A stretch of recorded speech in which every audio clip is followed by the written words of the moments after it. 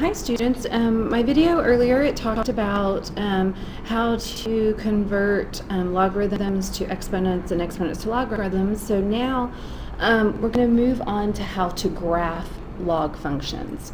So my number one on my graphing logarithms, it is actually the parent function of log base 2 of x. So we're going to just see how we can plug into our calculator and find some values. And I'm gonna start with -1 because I want to show you first that there is no value of log -1. So we have to think about how we're going to do this, and so we're going to do log of x over log of 2 because it's a change of base form. So I do log of -1 divided by log of 2. And you can see that it says a non-real answer. So there is no answer for here. And so you can do the same thing and look at log of 0 divided by log of 2. And that gives us the same thing. It's a domain error. So you don't get anything. But let's see if we get anything for 0.01. Just because I think that we're going to see a difference here. So we're going to clear that, and log 0.01 divided by log of 2. And you're going to see that it's -6.64. So it looks like there may be an asymptote at right here at x is equal to 0. So let's see what we have when we plug in log of 1 divided by log of 2. It's going to be 0, and then we'll plug in log of 2 divided by log of 2. It's going to be 1, and then we'll do log of 3 divided by log of 2, 1.6, and then log of 4 divided by log of 2 is 2, and you can keep on going, but I'll stop at log of 5 divided by log of 2. 2.3. So using these values to graph, we can use our graph, and we know that it looks like there's an asymptote at x is equal to 0. So I go down here and close to 0, it's down here. And then as I get to 1, it's going to actually cross the x-axis. And 2 is going to be at 1. And then 4 is going to be at 2. And then 5 is going to be at 2.3. So my graph is going to look like this. So if you notice, though, it kind of looks like when we were graphing exponential functions, but it says it's a little bit different because exponential functions went like this. And so you could see that your domain, you had a graph for all of your domain, for every single x value. But here, our domain stops at our asymptote. So in this case, my domain is any x value greater than 0. And my range, it looks like, is going to be all real numbers. Numbers, which looks like that. My x-intercept is going to be 1, 0. And my y-intercept, there's none. And you can see my graph is increasing as my values of x are increasing. My asymptote is going to be at x is equal to 0. And my end behavior, as x approaches 0, y, or f of x, approaches -infinity. And as x approaches positive infinity, f of x approaches positive infinity. So that's how you're going to graph it. Now if you look at this one right here, number 2, it looks like the same parent function. But in this case, everything's going to be moved up 2 because this is my shift up or down. So we're going to go up 2. So instead of being at -6.63, it's going to be at right here. It's still going to have my asymptote.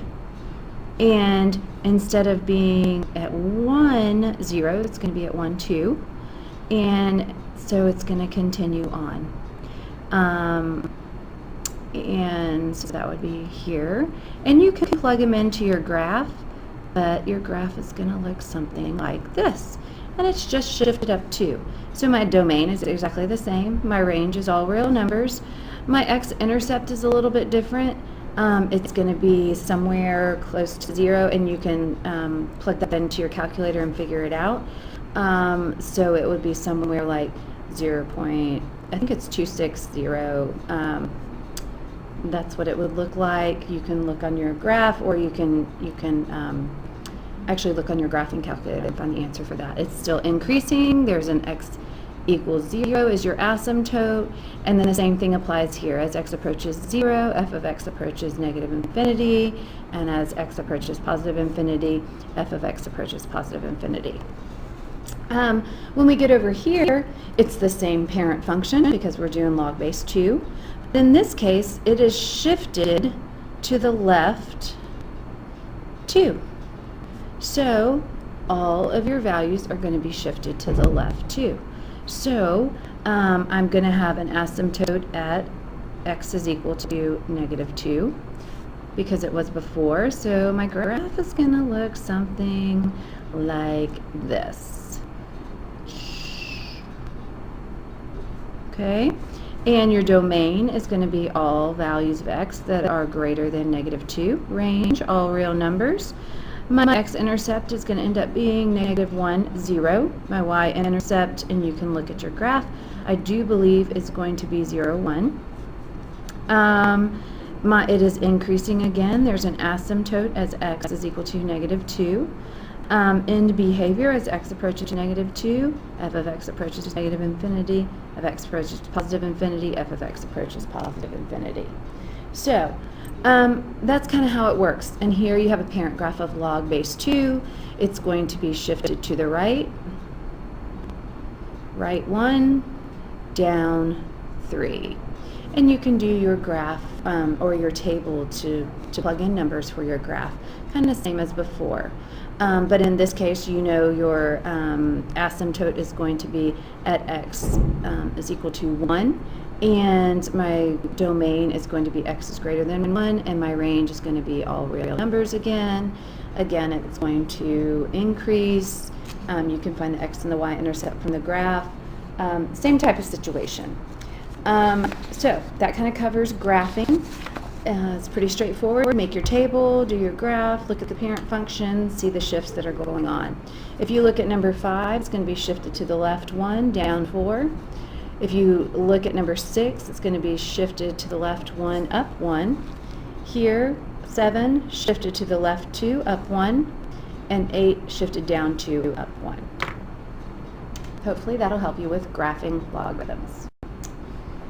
The next video that I wanted to do was on just the properties of logarithms, and there are a couple of different things that you need to know. You just need to memorize these. So we have the product property, and what this says is if I have a log base of some number and I have two values that are multiplied together, I can break that up and it would still be log b, but it would be log b of m plus log b of n. So as we stated before, multiplication relates to addition. So when you undo the multiplication, you're just going to add the two logs. And you can work backwards too. If you see two numbers that are two logs that are added together with the same base, you can rewrite it to say log b of m times n. Quotient property. Quotient division relates to subtraction. So that's how we go from division to subtraction. So log b of m minus log b of n. This is just a formula that you have to remember, a property that you have to remember. Log base b of a to the p power.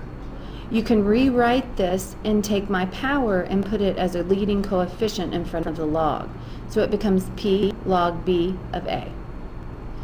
And then the inverse property, and this one's kind of fun to work with, and you'll see this later on, is if I have log b of the base of the same number to an exponent, I can just cancel those out because it becomes b log b of x. So it just becomes x.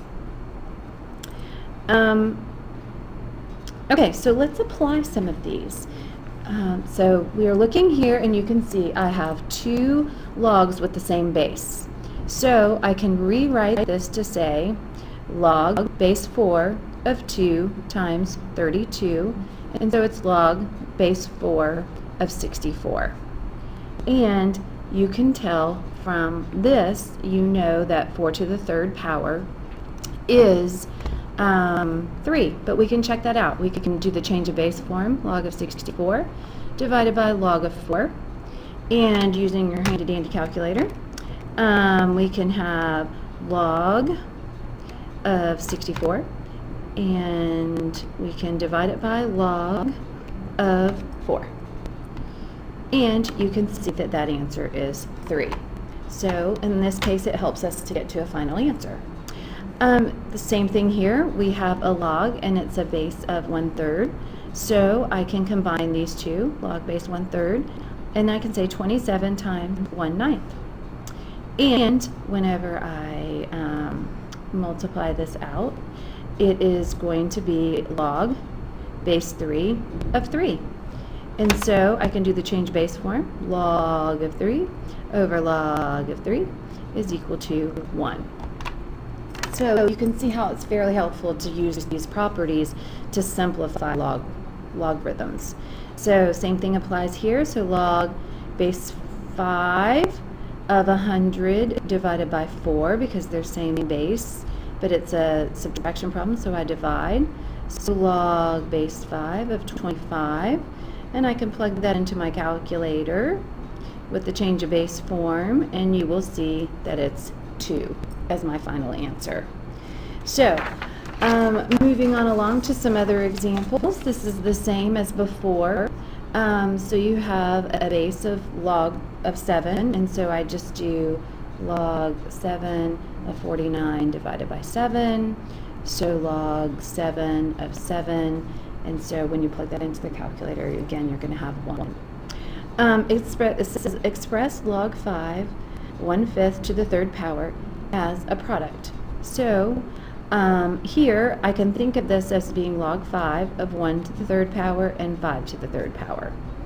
So in this case, applying our property from over here that's called the power property, I can say 3 log 5 of 1 divided by 5 log 5 of 3. So this kind of gets you to this point, and then you can use the change of base formula to kind of see from here, and we can say 3 log, I need to do log, sorry, I'm going to rewrite this. 3 log 1 of log 5 over 5 log 3 over log 5. So let's see what we got here. We just plug it into our calculator, and you should come up with an answer. Continuing on, it's kind of the same thing. It looks like here we have, if you look at example 4, we have the same base, so it's going to just equal 11. That kind of helps. And here we have the same base, so it's going to just equal 10. So hopefully that'll help you apply some of the properties of logarithms.